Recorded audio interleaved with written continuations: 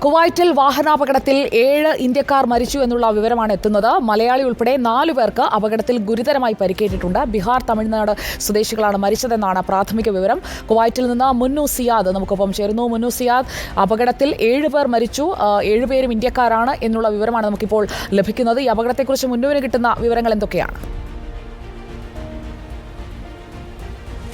സുജയ, ഇന്ന് പുലർച്ചെയാണ് ഇത്തരത്തിലുള്ള ഒരു അപകടം സംഭവിച്ചിട്ടുള്ളത്.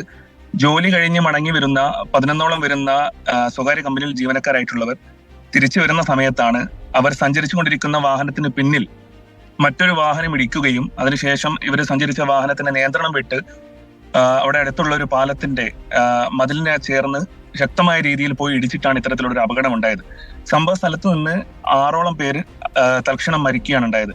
ശേഷം ഒരാള് ഹോസ്പിറ്റലിൽ വെച്ചിട്ടാണ് മരണപ്പെട്ടത്. ഇപ്പൊ നമുക്ക് ഏറ്റവും പുതിയതായിട്ട് കിട്ടിയിട്ടുള്ള വിവരം അനുസരിച്ച് ഏതാണ്ട് 7 പേരാണ് ഈ ഒരു അപകടത്തിൽ മരണപ്പെട്ടത്. അതിൽ 5 പേര് ഇന്ത്യക്കാരും 2 പേര് ബംഗ്ലാദേശ് സ്വദേശികളുമാണ്. പരിക്കേറ്റ 4 ആളുകളിൽ 2 പേരുടെ നില ഗുരുതരമാണ്. അവരെ ഹോസ്പിറ്റലിൽ ചികിത്സയിലാണ് ഇപ്പോൾ ഉള്ളത്. മുന്നു, ഇപ്പോൾ പരിക്കേറ്റ ചികിത്സയിലുള്ള ബിനു മനോഹരനെയും സുരേന്ദ്രനെയും, ഈ 2 പേരുടെ പേരാണ് മലയാളികളുടേത് എനിക്ക് കിട്ടിയത്. ഈ മലയാളികളുടെയൊക്കെ അവരുടെ ആരോഗ്യനില ഇപ്പോൾ എങ്ങനെയുണ്ട്? പരിക്ക് ഗുരുതരമാണെന്ന് കേൾക്കുന്നു. സുജയ, നമുക്ക് ഇപ്പോൾ ഒരു അപ്ഡേറ്റ് കിട്ടിയിട്ടുള്ളത്, മരണപ്പെട്ടു പോയത് ഏതാണ്ട് 4 പഞ്ചാബ് സ്വദേശികൾ, അതേപോലെ തന്നെ 1 തമിഴ്നാട് സ്വദേശിയും 2 ബംഗ്ലാദേശ് സ്വദേശികളുമാണ്.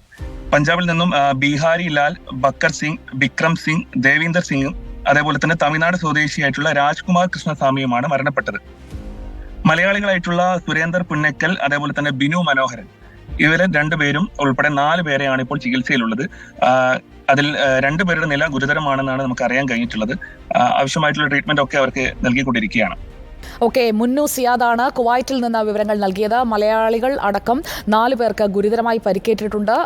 അതിൽ 2 പേരുടെ പേരുവിവരങ്ങൾ ഇപ്പോൾ ലഭിച്ചിട്ടുണ്ട്. കൃത്യമായ ചികിത്സകൾ അവർക്ക് നൽകി വരികയാണ് എന്നുള്ള ഏറ്റവും പുതിയ വിവരമാണ് മുന്നു സിയാദ് കുവൈറ്റിൽ നിന്നും പങ്കുവച്ചത്.